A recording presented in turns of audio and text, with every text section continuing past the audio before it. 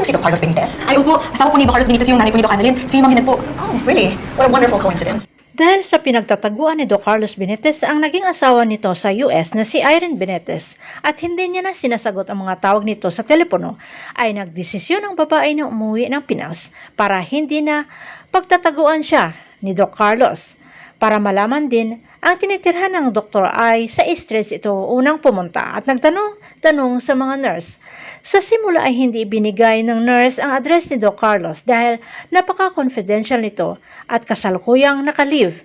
Pero dumating si Annalyn at sa sinabi ng nurse tungkol sa babaeng naghahanap sa kanyang stepfather, ay lumapit na itong si Irene at nagpakilalang kaibigan ni Doc Carlos at malaki ang naitulong umano ng doktor sa buhay niya.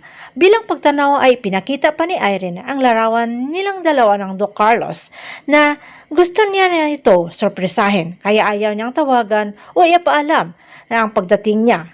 At tinatanong pa ni Irene kung may anak na ito si Doc Carlos at ang nanay ni Annalyn. Sa walang tigil na panghihimok ni Irene kay Annalyn ay napapayag nito si Annalyn na isama itong si Irene sa bahay ni Doc Benitez. Habang sila ni Lynette, Carlos at Harry ay kasalukuyang kumakain ng tanghalian at masayang nagkakwentuhan.